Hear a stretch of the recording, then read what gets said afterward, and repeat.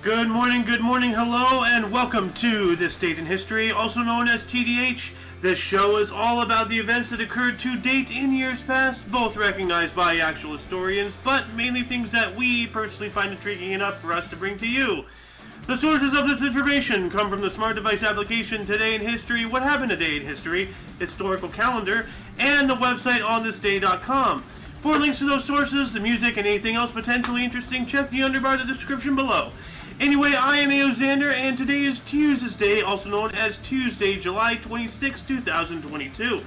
Now, I just realized that I was having some technical difficulties, and my display, what you're seeing here, was not being captured. It was just a black screen, and I saw that the entirety of yesterday's show was a black screen. This is what happens when nobody actually wants to help you. You know, everything's on your own, and eventually mistakes are made. Nobody's here to actually say, hey, something's wrong. But good help is actually hard to find. Oh well. Anyway, moving on into today's history. During the 1469 Wars of the Roses, Battle of Edgecote Moor, it pit the forces of Richard Neville, who was the 16th Earl of Warwick, against those of King Edward IV. Then, jumping on up into 1519, Francisco Pizarro received a royal charter for the west coast of South America. Well, I think the west coast of South America is a little chilly, you know. At least it's not Brazil. Then in 1524, James V was declared fit to govern by the Scottish Parliament at the age of 12. 12 years old, he was declared fit to govern. Wow, nobody knew anything about job experience and age requirements back then, apparently. Then in 1533, Francisco Pizarro, here's this guy again, he ordered the death of the last Sapa Inca emperor, who was Atahualpa. I don't like this Pizarro guy anymore. Then in 1656, Dutch painter Rembrandt van Rijn was declared that he is insolvent. Now, insolvent is unable to pay the debts owed. And further definition of this, in accounting, insolvency is the state of being unable to pay the debts by a person or company at maturity. Those in a state of insolvency are said to be insolvent. There are two forms, cash flow insolvency and balance sheet insolvency. And for further reading on insolvency and stuff, I already put it in the underbar. As I said, we were having technical difficulties, so I had already gotten up to this point before I realized that everything was going haywire. But everything seems to be going fine now. I hope I am streaming, so hopefully it's not a continuation of the thing that I'm trying to delete earlier. Anyway, 1755, Giacomo Casanova was arrested in Venice for affront to religion and common decency and imprisoned in the Doge's palace. Dang. I wonder if he got any Doge coins. In 1758, British battle fleet under General James Wolfe conquered Louisburg. This guy looks skinny, you know, like he's skinny. This guy doesn't look skinny. 1775, U.S. Continental Congress created the United States Post Office, the USPO, in Philadelphia under Benjamin Franklin. That's right, he was the first Postmaster General. So, yeah. And in 1778, New York became the 11th state to ratify the U.S. Constitution. New York, always lagging behind, aren't they, you know? 1822, secret meeting of Simon Bolivar and Jose de San Martin. So military and political leader and a revolutionary leader. So it sounds like Spain. Are those Spain? That looks like Spain. Yeah. Having a civil war before the one I know of. 1882, Richard Wagner's opera Parsifal premiered in Bayreuth, Germany. Then in 1914, First Lord of the Admiralty, British Minister of the Navy, Winston Churchill ordered the British fleet to remain. So, wow, so he was serving during World War I. That's interesting. So, in 1917, J. Edgar Hoover got a job in the U.S. Department of Justice. Whoopee! You know, as my dad would say, whoopee, you know. 1933, Joe DiMaggio ended a 61-game hitting streak in the Pacific Coast League. That sucks. Well, at least he got it to 61. 1945, after a Labour landslide in general election, Clement Attlee became British Prime Minister. And he kind of looks nefarious, like he has a weasel-looking smile going on right there. 1945 as well, the Declaration of Potsdam, U.S., Britain, and China demanded the unconditional surrender of Japan during World War II. Yep, and they got it, eventually. Ooh, okay. 1945, physicist Ramer Schreibler and Lieutenant Colonel Pierre D. Silva departed Kirtland Army Airfield to transport the plutonium core for the Fat Man bomb, which would later be used for the Nagasaki bombing, to the island of Tinian, where the bomb was assembled. So at the same time that U.S., Britain, and China are demanding Japan's unconditional surrender, we, the U.S., are building something that will partially cause a surrender. But it was actually Russia. Once again, Russia coming to our aid. Japan didn't care about the nukes. They didn't care about us invading them. But they were, at the time, experiencing a full-blown invasion by Russia, which didn't end until about a week after they signed the peace accord. Because Russia really wanted Mongolia. So, 1947, President Truman signed National Security Act of 1947, establishing the Department of Defense, the CIA, the Covert Intelligence, or the Central Intelligence Agency, the National Security Council, and the Joint Chiefs of Staff. Wow, that's incredible. 1948, Babe Ruth's story premiered. Babe Ruth's last public appearance. Well, adios Bambino. Also, 1948, Leo Drocher returned to Ebbets Field as manager of the New York Giants. In 1952, Mickey Mantle hit his first Grand Slammer. Interesting. 1953, Fidel Castro led a failed attack on the Moncada barracks, intending to spark a revolution in Cuba. Cuba gear. Cuba diving. 1956, Egyptian President Gamal Abdel Nasser announced plan to nationalize the Suez Canal, including initiating the Suez Crisis. God, what is with that guy? That's a... Gee, is it peeling back his face skin to smile? What's going on with that? His head looks like a plum.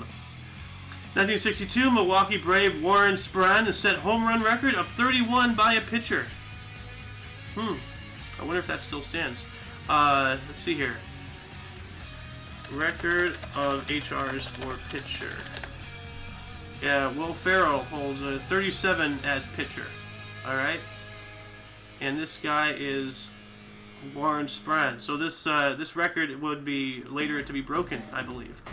Then 1970, Reds catcher Johnny Bench, playing for the day in the outfield, went 4 for 5 with 7 RBIs. I don't know what an RBI is. Including 3 consecutive home runs off St. Louis Cardinals Steve Carlton in a 12-5 win at Riverfront Stadium in Cincinnati. Wonder why this guy's hat is like censored right there. What is that?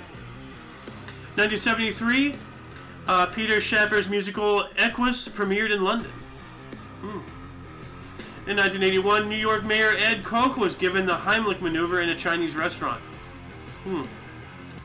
I guess that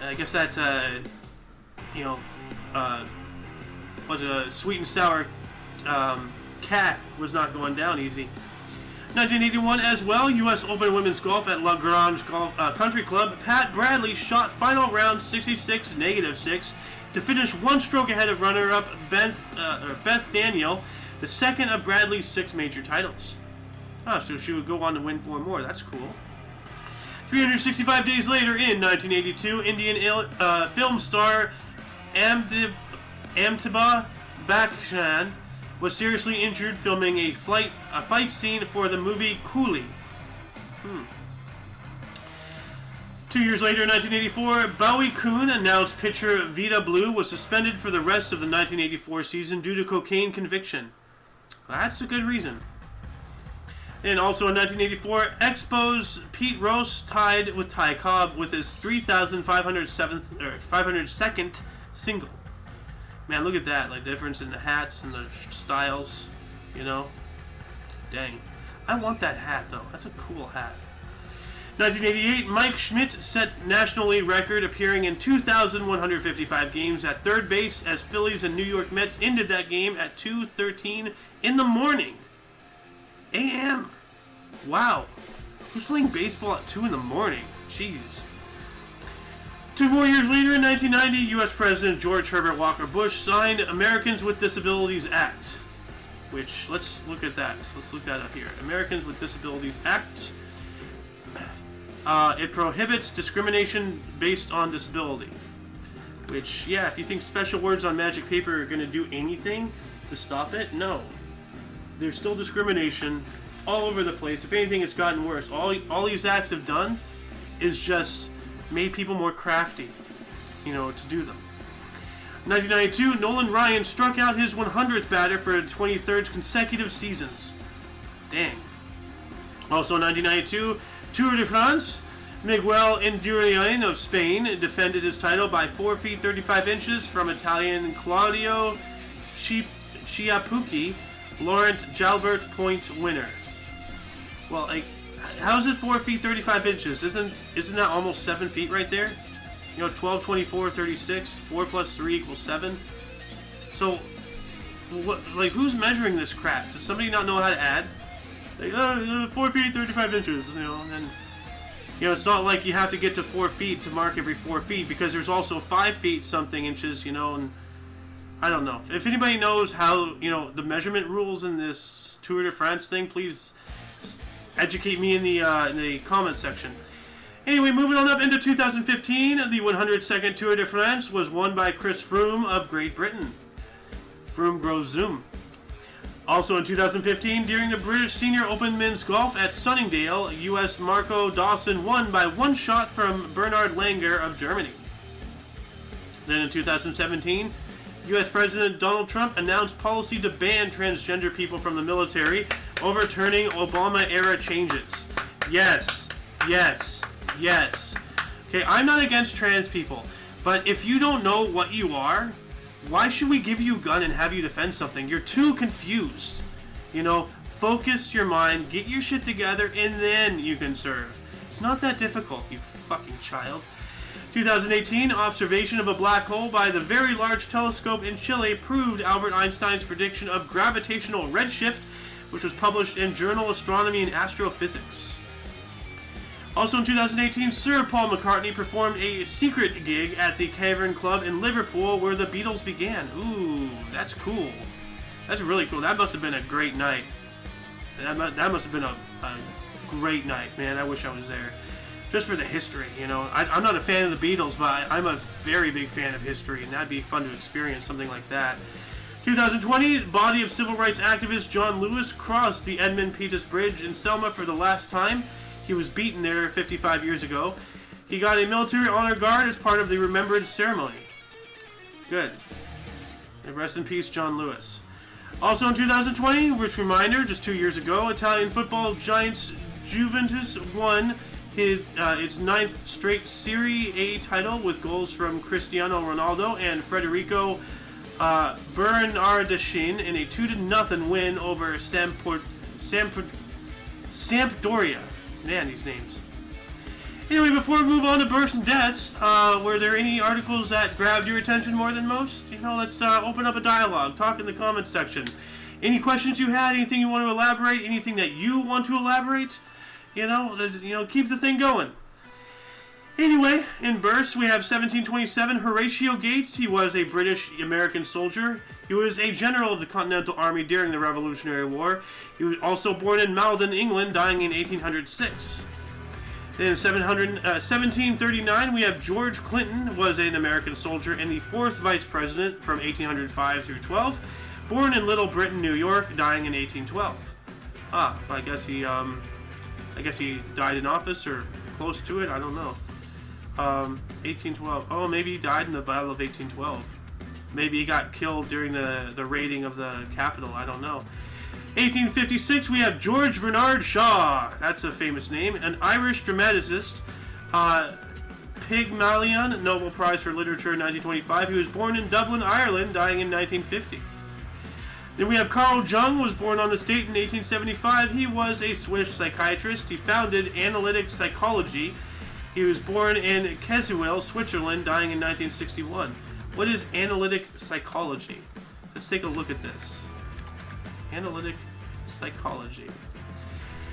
It is a coined term by Carl Jung, a Swiss psychiatrist, to describe research into his new empirical science of the psyche.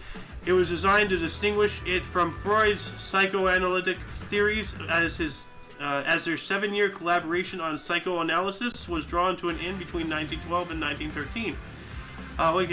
It is a theory of human personality and thought that takes into account the individual unconscious and its relationship, or unconscious, and its relationship to the collective unconscious.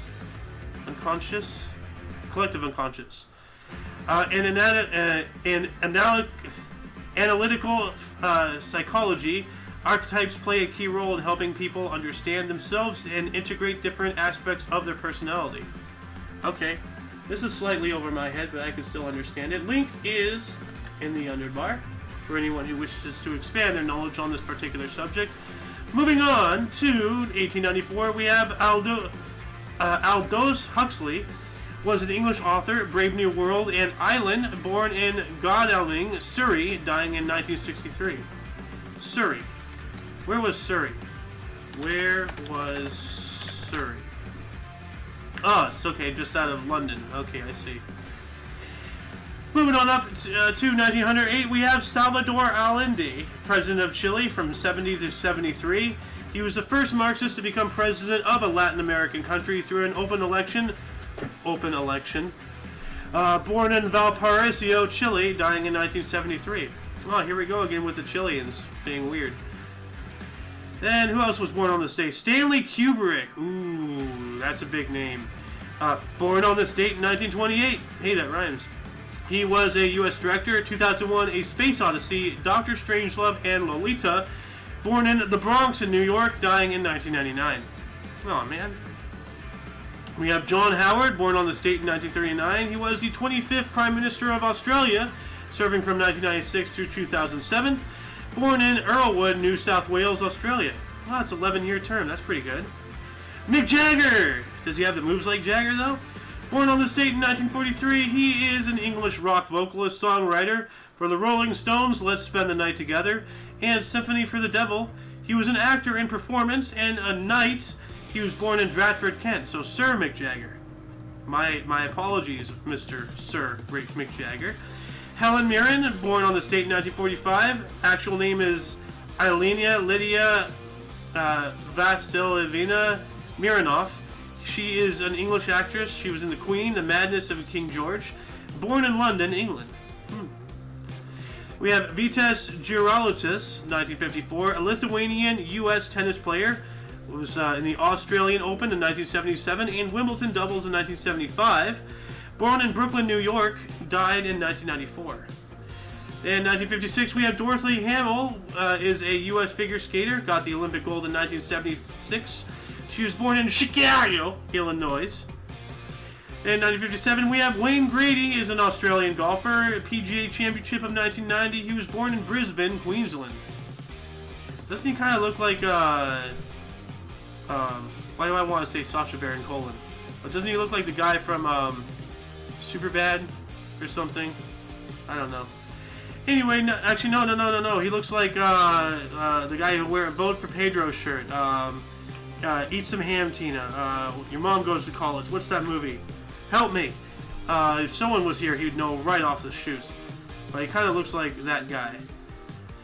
Anyway, 1959, Kevin Spacey is a U.S. actor. He was an American Beauty and House of Cards. He was born in South Orange, New Jersey. Then we have Sandra Bullock, born on this date in 1964. She is a U.S. actress, Speed and The Blind Side, born in Washington, D.C. Ooh. Not many people born in Washington, D.C. that you see, like that. That's interesting. 1967, Jason Statham. Man, we have a lot of big names today. He is a British actor, The Transporter, and Crank, born in Shirebrook, Derbyshire. Isn't he also, isn't he also in Fast and Furious? Isn't he, like Hobbs versus Cobb or whatever? Isn't he the other guy? I know The Rock was Hobbs, I believe. I don't know. Once again, someone, if you're watching this, could really use you right now.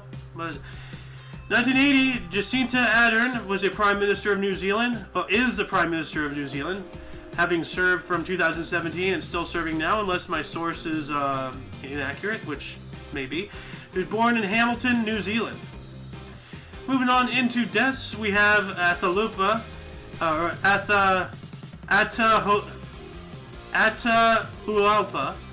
died on this date in 1533. He was the last Sapa Inca Empire, garroted by order of Francisco Pizarro at the age of about 52. Garroted. That's not good. I don't even want to look up garroted. I know what it is, and I don't want to tell you. You can look it up yourself. It's not pretty. 1684, Elena Cornaro Piscopia was an Italian mathematician and the first woman to receive an academic degree from a university. Died of tuberculosis at the age of 38. That sucks. 1863, Sam Houston died on this date. He was the first president of the Republic of Texas, 1836 through 38, and 1841 through 44. He also helped bring Texas into the United States as a constituent state. He died at the age of 70. Sam Houston, yeah, the father of Texas. In 1925, we lost William Jennings Bryan. He was a U.S. orator and statesman known as the Great Commoner. He died at the age of 65. Another big name, and a lot of big names today. Eva Perón died in 1952 on this date. Actual name is Evita. She was an Argentine First Lady from 1946 through 52. She was also an actress, a suffragette, a unionist, and a humanitarian who was the inspiration for A.L. Weber's musical Evita, and she died of cancer at the age of 33. Dang. And we have Ed Gein in 1984. He was a U.S. serial killer who was the inspiration for the film Psycho and the Texas Chainsaw Massacre. Died of lung cancer at the age of 77. You know, why do good people die young and bad people die old? You know, like why does it seem that God, punishes good people, and rewards bad people? It just seems like that. God, the Lord works in mysterious ways. No, he doesn't. 1984 as well, we lost George Gallup, was a U.S. survey sampling pioneer and inventor of the Gallup poll. Died of a heart attack at the age of 82. I've heard that term before, a Gallup poll. So what is the Gallup poll? It is a U.S. analytics and advisory company based in Washington, D.C. Founded by George Gallup in 1935, the company became known for its public opinion polls conducted worldwide. For further reading on this particular subject matter, please refer to the underbar once again. And link is now posted. Who else died today? Nobody of merit. Alright, so that concludes the show. Once again, you can check the underbar for any links that you may find interesting, which includes, but is not limited to, everything Omni Coalition. For your dose of Passive and Daily, we stream every day at 10 in the morning Pacific time. For your dose of Passive and Daily, I am A.O. Xander, and you are you, and until you catch us tomorrow, do not forget to look right and left at every intersection, rate 5 thumbs, and subscribe. Until then, toodles! Let's go, Brandon. Come on, there it is.